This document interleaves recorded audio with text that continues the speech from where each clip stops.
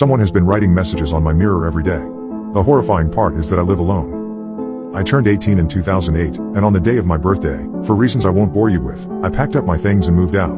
For 4 years, I lived in my car, working as a barista from 6 to 2 and as a line cook from 4 to 10. My plan was to work until I had enough money for my own place, and then to either go to college or get a real job.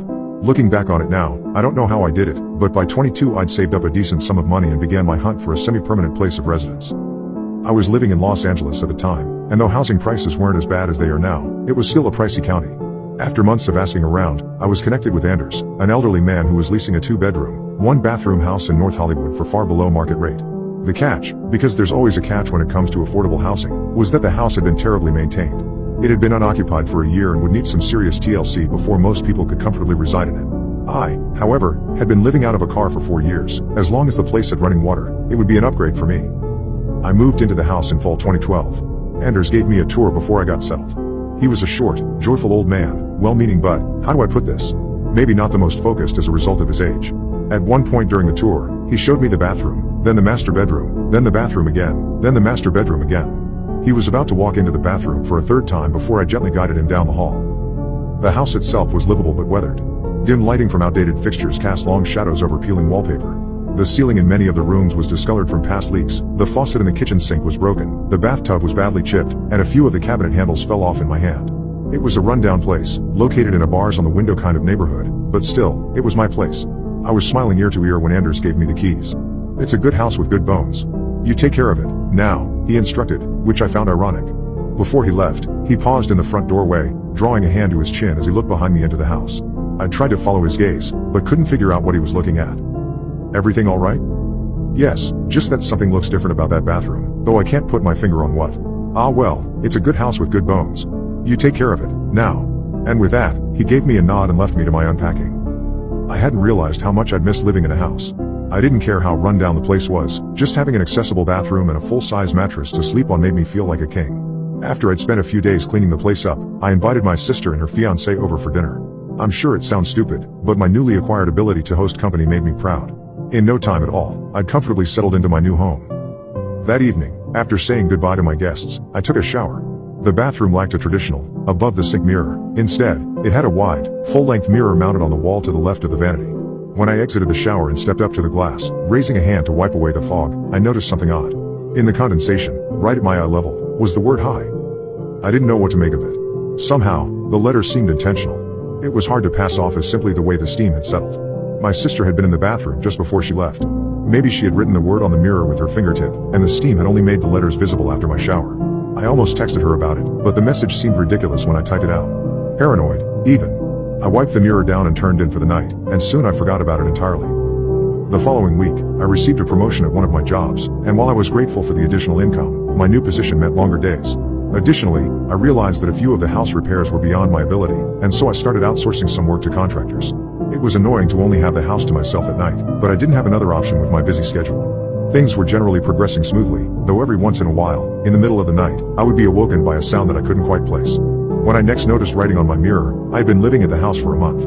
The second sighting occurred in much the same way as the first. I came back home after work and took a shower. When I pushed back the shower curtain, I looked at the glass, and saw, written in the condensation, the words, "Staying long." Now, I could pass 2 letters off as a coincidence, but 2 words? An entire question? That was no coincidence. Someone had been in my bathroom, and recently. I had contractors in and out of my house all the time, so one of them could have written the message, but why? I got dressed and put a hand on the bathroom doorknob, about to go back into my bedroom, when it occurred to me that whoever had written the message might still be around. I slowly cracked open the door, peering down the dark hallway in one direction, then the other. I listened very carefully, but heard nothing. I walked around my house, which didn't take long given its size, and looked for anything out of place. All of my doors were locked, all of my windows were shut, and none of my personal items had been disturbed. If someone had broken into my house, they were long gone by the time I looked around. That second message put me on edge for days.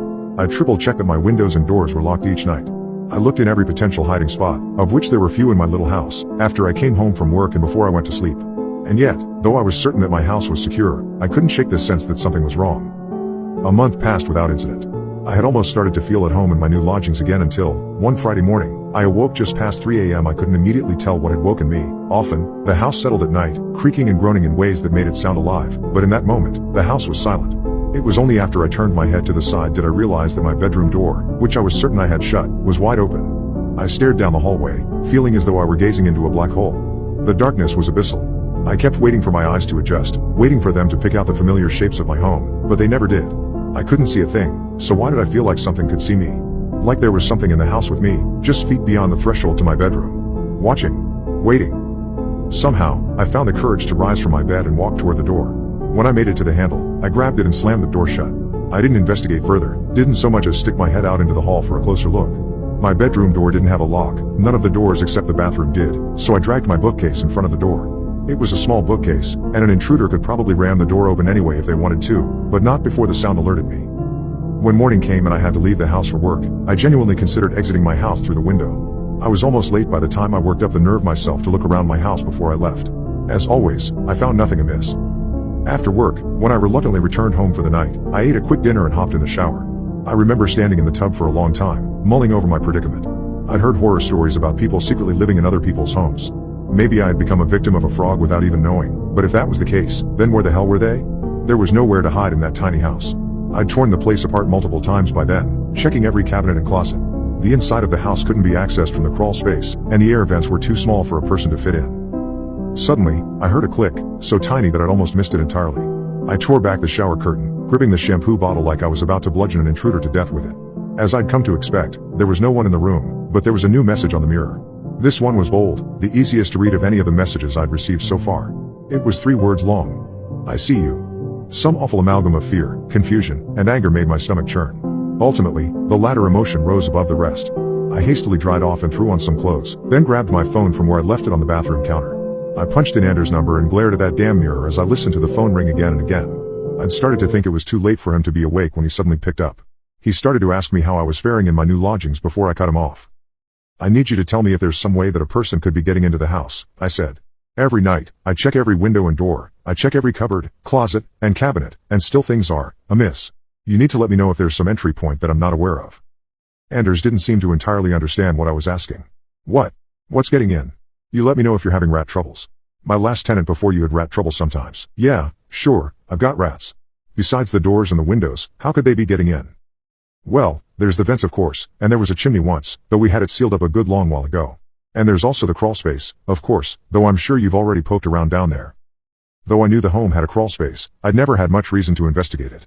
I was never able to find the entrance, even after ripping up all the carpeting in the house.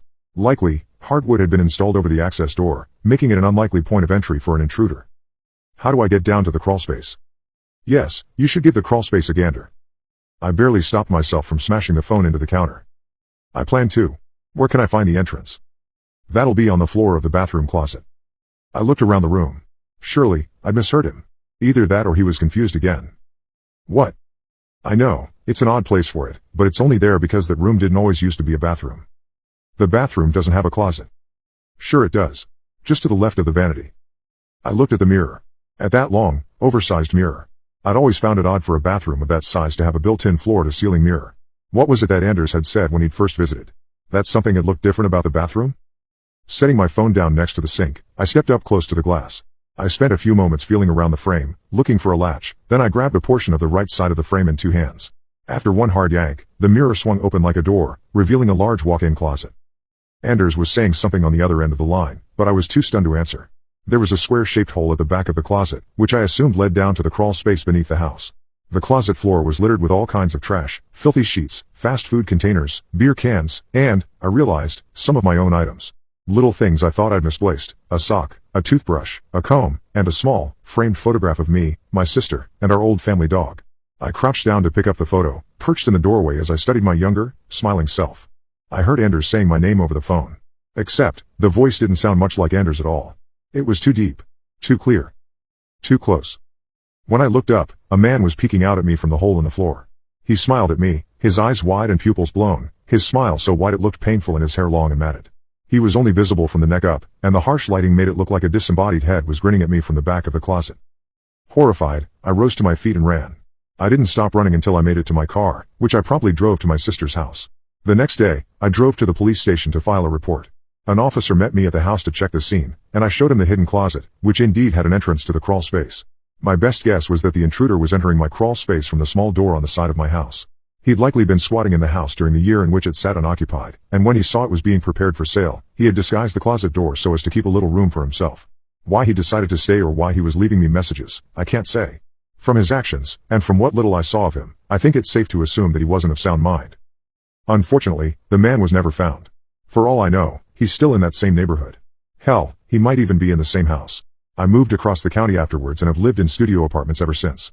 The thought of living in a big house with all those rooms and corners and places to hide gives me the creeps. It's not just houses that the incident soured for me, but mirrors as well. These days, when I visit a friend or stay at a hotel, I always have to carefully inspect the bathroom mirrors, shining a light directly into their faces and tapping a finger against the glass. Because the worst detail of the whole ordeal was that, when revisiting the bathroom with a police officer, I stepped into the old closet, closed the door, and looked into the mirror. Instead of my reflection, I saw the officer's face on the other side of the glass.